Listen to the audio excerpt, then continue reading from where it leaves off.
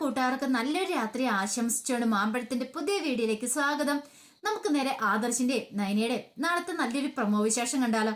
അങ്ങനെ ഇന്നത്തെ വിശേഷത്തിൽ നമ്മൾ കണ്ടത് അനാമിക അനിയും തമ്മിലുള്ള കല്യാണം നടക്കുവാന്ന് അറിഞ്ഞു കഴിഞ്ഞപ്പോ തന്നെ ദേവേന് നിരത്തെങ്ങും അല്ല നിൽക്കുന്നത്. കാരണം ഇച്ചിരി സ്വത്തും ഒക്കെയുള്ള വീട്ടിൽ നിന്നല്ല വരുന്നേ. അപ്പൊ അതിന്റെ പേരില് ജാനകിയോടും അജയനോടും പോയി അനാമികനെ കുറിച്ചൊക്കെ സംസാരിക്കുന്നൊക്കെയുണ്ട്. പിന്നീട് അങ്ങോട്ട് കയറി പോവാണ്. അപ്പം നയന കേട്ടു, ഇത് പറഞ്ഞല്ല. അപ്പം നയൻ തൻ്റെ ചേച്ചീനെയും കൂടെ ഒറ്റപ്പെടുത്താനുള്ള പരിപാടിയാണ് നയനയ്ക്ക് നന്നായിട്ട് മനസ്സിലായി. നയന താഴേക്ക് ഇറങ്ങി വന്നു കഴിഞ്ഞപ്പോൾ നയനയുടെ മുഖം കണ്ടപ്പോൾ തന്നെ ജാനകിക്ക് മനസ്സിലായി ഏട്ടത്തി പറഞ്ഞ കാര്യങ്ങളൊക്കെ നയന കേട്ടിട്ടുണ്ടെന്ന്. പെട്ടെന്ന് ജാനി പറഞ്ഞു, അതെ മോള് കാര്യമായിട്ട് എടുക്കണ്ട കേട്ടോ, ഏട്ടത്തിയുടെ സ്വഭാവം അറിയാവുന്നല്ലേന്ന് ചോദിക്കാം. നയന പറഞ്ഞു, അതൊക്കെ എനിക്ക് അറിയാൻ ചെറിയമ്മേ, ഞാനിവിടെ വന്ന കാലം മുതൽ ഇതൊക്കെ കാണുകയും കേൾക്കുകയും ചെയ്യുന്നതല്ലേ. അമ്മയ്ക്ക് ഇതുവരെയായിട്ടും എന്നെ മരുമകളായിട്ട് അംഗീകരിക്കാൻ കഴിഞ്ഞിട്ടില്ല. ഇനിയിപ്പോൾ അതിന് കഴിയുമോന്ന് എനിക്ക് തോന്നുന്നില്ല എന്ന് പറയാം. ജാനി പറഞ്ഞു, അങ്ങനെയൊന്നും ഇല്ലെന്നേ, അപ്പം അത് കുറച്ചാൾ കഴിയുമ്പോൾ ഇതൊക്കെ മാറും, ഏടത്തൊരു സ്വഭാവത്തിൽ നല്ല മാറ്റം വരുമെന്ന് പറയും. എനിക്ക് ആ പ്രതീക്ഷയൊന്നും ഇല്ല ചെറിയമ്മേ, അല്ലെങ്കിലും കുറച്ചാൾ കഴിയുമ്പോൾ ഞാൻ എപ്പോഴാണ് ഈ വീട്ടിൽ നിന്ന് ഇറങ്ങേണ്ടവളല്ലേ, എനിക്ക് അത്രയ്ക്ക് സ്ഥാനമുള്ളെന്ന് പറയണം. ജാനയ്ക്ക് വല്ലാത്ത സങ്കടമായിപ്പോയി. കല്യാണ കുറിയൊക്കെ എഴുതിക്കൊണ്ടിരിക്കുമായിരുന്നു. കല്യാണം വിളിക്കേണ്ട ആൾക്കാരുടെ ലിസ്റ്റും പേരും ഒക്കെ അജയനും ജാനയും ചേർന്ന് എഴുതിക്കൊണ്ടിരിക്കുമായിരുന്നു. പിന്നീട് ജാനി ചോദിച്ചു, അല്ല മോൾക്ക് ആരെങ്കിലും വേറെ വിളിക്കാനുണ്ടോ എന്ന് ചോദിക്കുകയാണ്. അനിയുടെ വിവാഹം. ഇല്ല ചെറിയമ്മ, എനിക്ക് ആരും പ്രത്യേകിച്ച് വിളിക്കാനില്ല. അറിയാലോ, അച്ഛനും അമ്മയും അവരൊക്കെ ഉള്ളൂ. പിന്നെ വിളിക്കണമെന്നുണ്ട്, അത് മറ്റാരെയല്ല, കിരണിനെയും കല്യാണിനെയും വിളിക്കണമെന്നുണ്ട്. അവർ ഈ വിവാഹത്തിൽ പങ്കെടുത്താൽ നല്ലതായിരിക്കും. അത് പക്ഷേ അമ്മയ്ക്ക് ഇഷ്ടപ്പെടുമോ എന്ന് എനിക്ക് അറിയില്ല എന്ന് പറഞ്ഞാൽ അതൊന്നും കുഴപ്പമില്ല, ഏട്ടത്തിയുടെ ഇഷ്ടം നോക്കേണ്ട ആവശ്യമില്ല.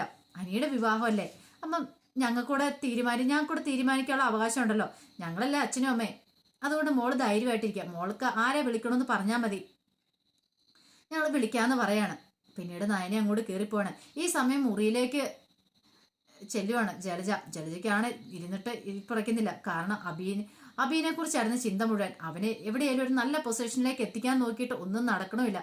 അങ്ങനെ തലയ്ക്ക് ഭ്രാന്ത് പിടിച്ച പോലെ നേരെ അബിയുടെ അടുത്തേക്ക് ചെല്ലുവാണ്. അങ്ങനെ അബിയുടെ അടുത്തേക്ക് എന്നപ്പം നവ്യ മുറിയിലില്ലായിരുന്നു. അബി അമ്മേനെ കണ്ടപ്പോൾ എന്താ അമ്മേന്ന് ചോദിക്കണം. നീ മുറിക്കകത്ത് കയറി ഇരുന്നോളാൻ പറയണേ, പിന്നെ ഞാൻ എന്ത് ചെയ്യണമെന്ന് അമ്മ പറയണേ.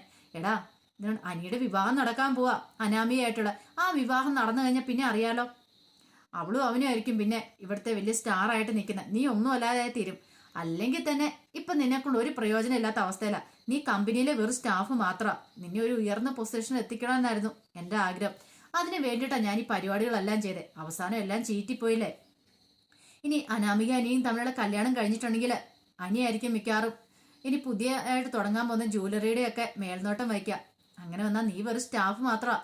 അന്നും ഇന്നും ഇനി എന്നും അങ്ങനെ തന്നെ ആയിരിക്കും. പിന്നെ അനാമിക വന്നു കയറിയിട്ടുണ്ടെങ്കിൽ ഏട്ടത്തിയും ബാക്കി എല്ലാവരും അവിടെ തല ചുമന്നുകൊണ്ട് നടക്കും.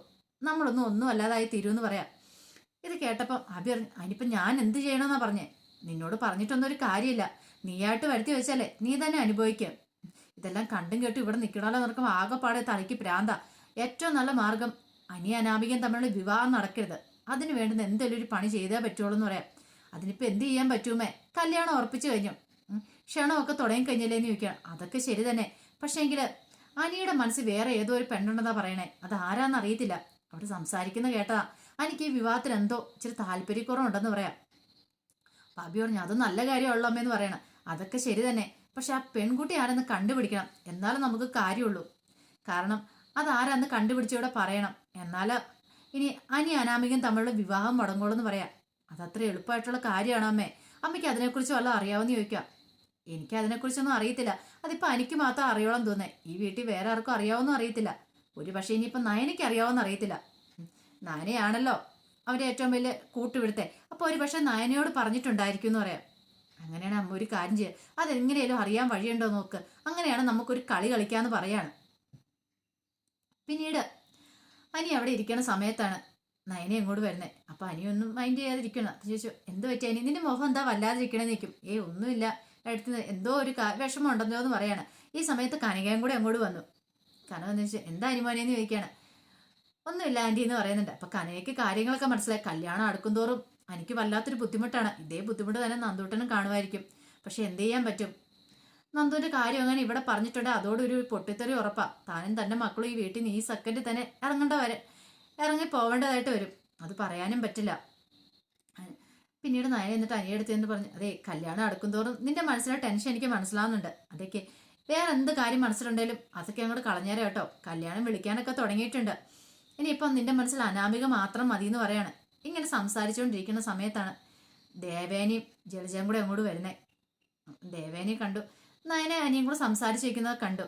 അങ്ങനെ ദേവേനി വന്നിട്ട് നയനോട് പറഞ്ഞു, അതെ എനിക്ക് നിന്നോട് കുറച്ച് കാര്യങ്ങളൊക്കെ സംസാരിക്കുകയാണെന്ന് പറയാം. എന്ത് കാര്യങ്ങളമ്മേ? അല്ല, ഇനി കുറച്ച് ദിവസം കഴിയുമ്പോഴത്തേനും ഇങ്ങോട്ടൊരു പുതിയ പെൺകുട്ടിയും കൂടെ വരിക. അറിയാലോ, അനിയുടെ അനാമികയുടെ വിവാഹമാണ്. അനാമിക എന്ന് പറഞ്ഞാൽ വലിയ വീട്ടിൽ ജനിച്ച് വളർന്നൊരു കുട്ടിയാ. അവൾ വന്നു കഴിയുമ്പോൾ അവളുടെ കാര്യങ്ങളെല്ലാം നീ നോക്കണമെന്ന് പറയാം. അതെന്തമ്മ അങ്ങനെ? അല്ലെ, ഞാൻ എന്ത് കാര്യം നോക്കാനാന്ന് ചോദിക്കും. അല്ല, അവൾക്ക് കാര്യങ്ങളൊന്നും അറിയത്തില്ലാന്നോ. അപ്പൊ അവൾക്കെല്ലാം പറഞ്ഞു കൊടുക്കേണ്ട നീയാണ്. അവൾ ഇനിയിപ്പോൾ അവൾക്ക് എന്തേലും തെറ്റു പറ്റിയിട്ടുണ്ടെങ്കിൽ ആദ്യം നിന്നോടാ ഞാൻ ചോദിക്കുള്ളൂ എന്ന് പറയാം. എന്നാൽ അതിനെ ആകെപ്പാടെ പെട്ടുപോയി. ഈ സമയം എനിക്ക് അങ്ങോട്ട് ദേഷ്യം വന്നു. അനി പറഞ്ഞു, വല്യമ്മ എന്താ പറയണേ? എന്നെ അനാമയ്ക്ക് എന്നെ കൈയും കാലും ഒന്നും ഇല്ലേ? ഓ, കൈയും കാലും ഒന്നും പറഞ്ഞിട്ട് കാര്യമില്ല. അവള് കൊച്ചു കുട്ടിയല്ലേ, അവൾക്ക് കാര്യങ്ങളൊന്നും അറിയത്തില്ലോ. അല്ലാതെ ഇവിടെ ചിലരെ പോലെ ഒന്നും അല്ലല്ലോ എന്ന് പറയണം. ഇത് കേട്ടതും എനിക്ക് വല്ലാത്ത സങ്കടം വന്നു. തന്നെ നവ്യേച്ചിങ്ങളെ അങ്ങനെ ചവിട്ടി താഴ്ത്താനുള്ള പുറപ്പാടാ. ഇനിയിപ്പോൾ അനാമിക വന്നു കഴിഞ്ഞിട്ടുണ്ടെങ്കിൽ അനാമികനെ തലയെ കയറ്റി വെക്കാനായിരിക്കും അമ്മയുടെ പുറപ്പാട്. ഇത് ജലജയ്ക്കും കനയ്ക്കും എല്ലാവർക്കും മനസ്സിലായി. ജലജ പറഞ്ഞു, ശരിയാ ഏട്ടത്തി പറഞ്ഞ ശരിയായിട്ടുള്ള കാര്യമാണ്. അവളെന്ന് പറഞ്ഞ് വലിയ വീട്ടിൽ വളർന്ന കുട്ടിയല്ലേ, അപ്പൊ വീട്ടു ജോലികളൊന്നും എടുക്കാനായിട്ട് അറിയത്തില്ലായിരിക്കും. ഈ സമയം ദേവേന പറഞ്ഞു, അതിനെന്താ കുഴപ്പം? അവളുടെ കാര്യങ്ങളെല്ലാം ഇവള് നോക്കി കൊടുക്കട്ടെ, ഇവൾക്കറിയാലോ എല്ലാം ചെയ്യാനായിട്ട്.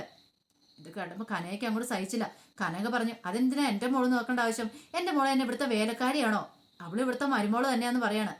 ദേവേനി പറഞ്ഞു, അത് പറഞ്ഞിട്ട് കാര്യമില്ല. ഇവളാ ഇവിടുത്തെ മൂത്ത മരുമോളായിട്ട് കയറി വന്നേ. അപ്പൊ ഇവള് വേണം കാര്യങ്ങളൊക്കെ നോക്കാനായിട്ട്. മൂത്ത മരുമക്കള് ചില കാര്യങ്ങളൊക്കെ ചെയ്യേണ്ടതുണ്ടെന്ന് പറയാം. ഇത് കേട്ടോ കനക പറഞ്ഞു, അല്ല മൂത്ത മരുമകളാന്ന് ഇതുവരെയായിട്ടും ദേവേനെ അംഗീകരിച്ചിട്ടുണ്ടോ എന്ന് ചോദിക്കാം. ദേവേനിക്കൊരു അടിയായിപ്പോയത്.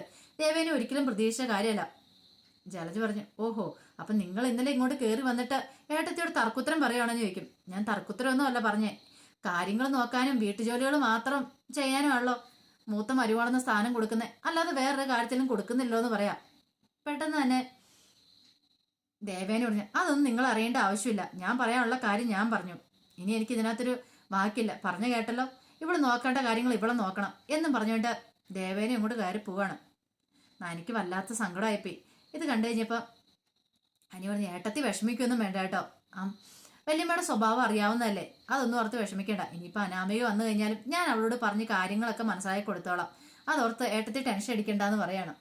അങ്ങനെ സങ്കടത്തോടു കൂടിയാണ് നയന മുറിയിലേക്ക് പോകുന്നത്. കനകി ഒരു കാര്യം തീരുമാനിച്ചു, ഇതിപ്പോൾ ഒരു നടക്ക് പോകുന്ന ലക്ഷണം കാണുന്നില്ല. അനാമിക വീട്ടിലേക്ക് വന്നില്ല, അതിനു മുമ്പ് ഇത്രമാത്രം ഭരണം തുടങ്ങി. അങ്ങനെയാണെങ്കിൽ വന്നൂടെ കഴിയുമ്പോൾ എന്തായിരിക്കും ഇവിടെ സംഭവിക്കാൻ പോകുന്നത്? അതോർത്തിട്ട് കനയ്ക്ക് നല്ല ടെൻഷനായി. തൻ്റെ മോൾ ഇനി ഇവിടെ കിടന്ന് വേലക്കാരിയെ പോലെ പണിയെടുക്കേണ്ടി വരും. അല്ലെ തന്നെ ഇപ്പൊ അങ്ങനെ തന്നെയാണ് പണിയെടുത്തോണ്ടിരിക്കുന്നത്. ഇനിയിപ്പോൾ അനാമികയും കൂടെ വന്നിട്ടുണ്ടെങ്കിൽ അവളുടെ പള്ളും കൂടെ തൻ്റെ മോള് കാണേണ്ട വരുമല്ലോ, ആ ഒരു ചിന്ത കനയുടെ ഉള്ളിലും ഉണ്ടാകുന്നുണ്ട്. പിന്നീട് മൂർത്തിമുത്തശ്ശൻ മുറിയിലിരിക്കുന്ന സമയത്ത് വസന്തരാമ എങ്ങോട്ട് ചെല്ലുന്നേ. മൂർത്തിമുത്തശ്ശൻ ചോദിച്ചല്ല, കല്യാണ വിളിയൊക്കെ എങ്ങനെയായി, എവിടം വരെ ആയെന്ന് ചോദിക്കുകയാണ് വസന്തരാമയുടെ. വസന്തരാമ പറഞ്ഞു, അവിടെ അജയനും ജാനകിയും കൂടെ വിളിക്കേണ്ട ആൾക്കാരുടെ ഒക്കെ ലിസ്റ്റ് എഴുതുന്നുണ്ടെന്ന് പറയണം. കല്യാണം നല്ല രീതിയിൽ തന്നെ നടത്തണം, ഏറ്റവും വലിയ ആഗ്രഹം. ഇനിയിപ്പം വേറെ കല്യാണങ്ങളൊന്നും ഉടനെ ഇല്ലല്ലോ എന്ന് പറയണം. അപ്പം മുത്തശ്ശന് ശരിയാ, എല്ലാവരും അത് തന്നെയാണ് പറഞ്ഞുകൊണ്ടിരിക്കണം. പക്ഷെ എന്തോ അനിമോനാണെങ്കിൽ ഈ കല്യാണത്തിന് അത്ര താല്പര്യം ഇല്ലാത്ത പോലെ അവൻ്റെ പെരുമാറ്റം എന്ന് പറയാം. അതെന്താ അങ്ങനെ പറഞ്ഞേ? അവൻ ഈ കല്യാണത്തെക്കുറിച്ച് പറയുമ്പോൾ തന്നെ ഒരു മുഖത്തൊരു സങ്കട ഭാവമൊക്കെയാണ് വരണേന്ന് പറയണം. മുത്തശ്ശൻ പറഞ്ഞു, അതൊക്കെ നിനക്ക് തോന്നുന്നായിരിക്കും വസന്തരെ, പിള്ളേരുടെ മനസ്സല്ലേ, അവർക്ക് ഈ പ്രായത്തിൽ എന്തെങ്കിലുമൊക്കെ അഫെയറൊക്കെ ഉണ്ടാകുന്നിരിക്കാം, അതൊക്കെ kaliyanam കഴിയുമ്പോൾ ശരിയാവുമെന്ന് പറയാം. പക്ഷെ മുത്തശ്ശി പറഞ്ഞു എനിക്കെന്തോ അങ്ങനെ അങ്ങോട്ട് തോന്നുന്നില്ല എന്ന് പറയാണ്. ഈ സമയത്താണ് നയനി അങ്ങോട്ട് കയറി വരുന്നത്. മുത്തശ്ശനുള്ള മെഡിസിനൊക്കെ എടുത്തു കൊടുക്കാൻ വന്നാണ്. അങ്ങനെ മെഡിസിനൊക്കെ എടുത്തു കൊടുത്തിട്ട് മുത്തശ്ശൻ പറയും, കൊള്ളാം മോളെയാണ് കഴിഞ്ഞ ദിവസം ഒന്ന് ശരിക്കും ഒന്ന് അഭിനന്ദിക്കാൻ പോലും പറ്റിയില്ല. ഇത്ര വലിയ ഇതൊക്കെ കേട്ട് കമ്പനിക്ക് ഇത്രമാത്രം വലിയ പ്രോജക്റ്റൊക്കെ മോള് കാരണമല്ലേ കിട്ടിയത്. അതാ ഞാൻ പറഞ്ഞത്, മോൾ ഒരു കാരണവശാലും ഇവിടുന്ന് പോകരുത്, മോള് എൻ്റെ കാലശേഷം മോൾ ഇവിടെ ഉണ്ടാവണമെന്ന് പറഞ്ഞ്. ഇത് കേട്ടപ്പോഴത്തേനും നയനയുടെ മുഖം മാറി. എന്ത് പറ്റും മോളെ, നിന്റെ മുഖം എന്താ വല്ലാതിരിക്കണേ നീക്ക്? ഒന്നുമില്ല എന്ന് പറഞ്ഞു. അങ്ങനെ അതിന് മെഡിസിനൊക്കെ എടുത്തു കൊടുത്തിട്ട് പോയപ്പോൾ മുത്തശ്ശിയോട് പറഞ്ഞു, എന്തോ അവളുടെ മുഖത്ത് എന്തോ ഒരു മാറ്റം ഉണ്ടല്ലോ, എന്തോ ഒരു സങ്കടഭാവം ഉണ്ടല്ലോ എന്ന് പറയണം. മുത്തശ്ശിയോട് ഞാനും ശ്രദ്ധിച്ചു, ഇനി ചിലപ്പോൾ ദേവേനി വല്ല വഴക്കും പറഞ്ഞിട്ടുണ്ടായിരിക്കും, ദേവേൻ്റെ സ്വഭാവമല്ലേ പറയാൻ പറ്റില്ല എന്ന് പറയാണ്. ഇത് കേട്ടോ മുത്തശ്ശൻ പറഞ്ഞു, ശരിയാ അവളായതുകൊണ്ടൊന്നും പറയാൻ പറ്റില്ലെന്ന് പറയാണ്. അപ്പം അതിൻ്റെ വിശേഷങ്ങളൊക്കെ നമ്മൾ നാളെ കാണാൻ പോകുന്നത്. ഇനിയിപ്പോൾ എന്തൊക്കെ സംഭവിക്കുമെന്ന് കണ്ടറിയണം. അനാമിക വരുന്നതിന് മുമ്പ് ഇപ്പം അനാമികയായിട്ട് കല്യാണം കൂടെ കഴിഞ്ഞിട്ടുണ്ടെങ്കിൽ ഒരു പക്ഷേ നയനയെ നവ്യേനെയും കൂടെ ആ വീട്ടിൽ നിന്ന് മിക്കവാറും അടിച്ചിറക്കാനായിട്ട് ജലജയും ദേവേനയും കൂടെ ശ്രമിക്കും. പക്ഷെ അവര് തമ്മിലുള്ള കല്യാണം നടക്കുമല്ലോ നമുക്ക് കണ്ടറിയാട്ടോ. അപ്പൊ അതിന്റെ വിശേഷങ്ങളൊക്കെ നമുക്ക് എല്ലാവർക്കും കാത്തിരിക്കാം. ആദ്യമായിട്ട് കാണുന്നവരാണെങ്കിൽ ചാനൽ ഇഷ്ടപ്പെട്ട ഒന്ന് സബ്സ്ക്രൈബ് ചെയ്യാൻ മറക്കരുതേ. അതോടൊപ്പം തന്നെ കണ്ടുകൊണ്ടിരിക്കുന്ന എല്ലാവരുടെ സപ്പോർട്ടിലേക്കും തുടർന്നും പ്രതീക്ഷയുണ്ട്. എല്ലാവർക്കും ഒരിക്കൽ കൂടി നല്ലൊരു രാത്രി ആശംസിച്ചുകൊണ്ട് നിർത്തുന്നു. നന്ദി.